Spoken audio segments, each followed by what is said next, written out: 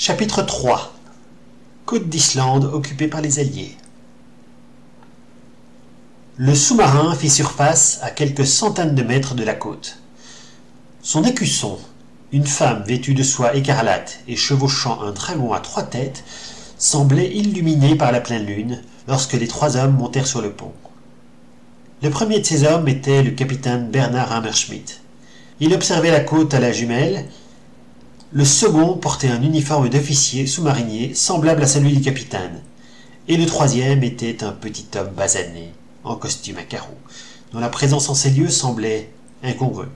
« Là-bas, capitaine, fit l'officier. »« Bravo, monsieur Sedler, vous avez l'œil, répondit le capitaine. » Un flash lumineux provenant de la côte venait d'attirer leur attention. Hammerschmidt attendit que le lieutenant confirme de la tête qu'il s'agissait bien du signal convenu. Puis, il s'adressa aux passagers. « Votre taxi ne devrait pas tarder, signor Barbeau.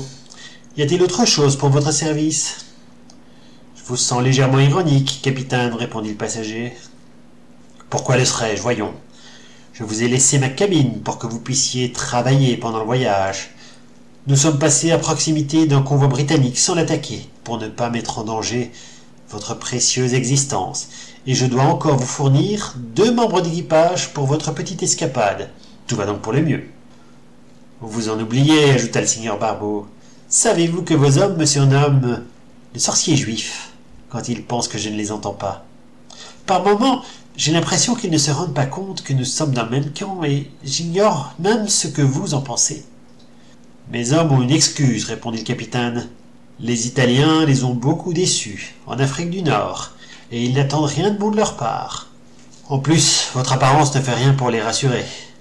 La faute en revient en grande partie à votre Dutch, qui s'est montré un très faible allié.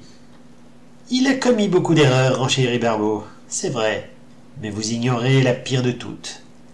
Il a chassé d'Italie le mage Alester. C'est celui qui m'a tout appris, et sa science nous permettra finalement de gagner cette guerre, par mon intermédiaire et avec votre aide, bien sûr. Notre foi soulèvera les montagnes, capitaine, et ces montagnes écraseront nos ennemis. Vous oubliez une chose, signor Barbeau. Ni moi, ni mes hommes n'avons foi en la sorcellerie, et cela ne changera pas, tant que vous n'aurez pas prouvé votre efficacité. Ayez foi en la cause pour laquelle vous vous battez, ce sera très suffisant. Ah, je crois que le petit Hans est arrivé. Nous reprendrons cette conversation plus tard. Hans, s'exclama Hammerschmidt. Qu'est-ce qu'il fait ici? Ce gamin n'a aucune expérience. Je vous ai attribué Weiss et Gutermann pour vous accompagner. Sans doute, capitaine, mais je trouve que le jeune Hans Feuerbach a un très grand potentiel, et je prendrai Weiss pour second matelot. C'est un solide bonhomme et il pourra m'épauler en cas de coup dur. Pour ce qui est de Gutermann, je suis bien forcé d'avouer que je n'ai pas tellement confiance en lui, et je suis bien placé pour en juger. C'est moi qui l'ai sorti de prison. Il s'interrompit soudain, et les 2 hommes restèrent silencieux. Un homme était en train de grimper à l'échelle. Bientôt, un 4e homme monta dans la baignoire. « Monsieur Gutermann !» s'exclama le capitaine. « En voilà une surprise, nous parlions justement de vous. Vous pouvez redescendre, le signor Barbeau a décidé de se passer de vos services. »« Sauf votre respect, capitaine, répondit le marin, je vais au contraire être obligé de monter, parce qu'il y a du monde sur l'échelle. Figurez-vous que le petit Hans s'imagine qu'il va descendre à terre. On n'a pas réussi à le convaincre qu'il se faisait des idées. Il est juste derrière moi. »« Oh, c'est ma faute, monsieur Gutermann, fit Barbeau de sa voix aigrelette. Le capitaine a cru bien faire en vous désignant pour cette mission, mais je tenais absolument à prendre Hans. Vous sous-estimez ce garçon. Il est malin comme un singe. »« Ah, malin comme un singe, répéta le marin.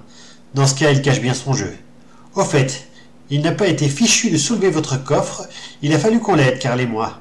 Quelle idée d'embarquer un coffre pareil dans un sous-marin. Vous auriez pu prendre un sac comme tout le monde. »« Caporal Gutermann, grogna le capitaine, cessez vos insolences. Savez-vous seulement à qui vous vous adressez ?» Gutermann marqua un temps d'arrêt avant de répondre. Lui et ses compagnons tiraient l'impressionnante malle du passager. « Oui, capitaine, souffla-t-il enfin. Un envoyé spécial de Berlin, chargé d'une mission dont nous ignorons tout. Veuillez accepter mes excuses, signor, si je vous ai froissé. Un envoyé spécial, grâce à qui vous êtes ici, et non sur le front russe, ou dans un lieu encore plus déplaisant, précisa Barbeau. Mais rassurez-vous, matelot, Vous ne m'avez pas froissé le moins du monde. Vous pouvez aider votre camarade à mettre ma malle sur le bateau de pêche?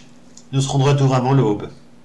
Je vous le conseille, ajouta le capitaine, parce que dans le cas contraire, je serai dans l'obligation de vous laisser sur place. Je n'ai pas l'intention de passer une journée à attendre dans une zone infestée d'Américains. Vous êtes sûr que vous vous débrouillerez avec seulement 2 hommes? Même si sa moralité est assez discutable, Guterman est lui aussi malin comme un singe. Barbeau émit un curieux rire étouffé. « Qu'est-ce qui vous amuse, signor Barbeau » demanda Hammerschmidt. « Mais vous, capitaine, répondit l'envoyé spécial de Berlin. Vous et votre moralité, bien sûr. Seul un authentique Parsifal peut avoir de telles préoccupations pendant une guerre, et en particulier une guerre comme celle que nous menons. Je me félicite d'autant plus de vous avoir choisi. Alors là, je ne vous comprends pas, signor. Vous me choisissez pour mes qualités morales, alors que vous vous en moquez éperdument. Vous faites sortir Guterman de prison pour me le coller entre les pattes, alors que vous n'avez aucune confiance en lui. J'aimerais bien comprendre. Vous comprendrez, capitaine, répondit Barbeau. Vous comprendrez en temps utile. Pour l'instant, il me faut 2 hommes et pas un de plus, et je préfère que M. Guterman reste à bord. Il a la baraka, et vous en aurez plus besoin que moi. La quoi? La baraka, capitaine. C'est de la magie, vous ne pouvez pas comprendre. Acceptez seulement l'idée que sa seule présence à bord diminue sensiblement le risque que les Américains vous remarquent. Quelques instants plus tard, un petit bateau de pêche s'éloignait du sous-marin en direction des côtes islandaises avec ses 3 passagers. C'était le 4 juillet 1944.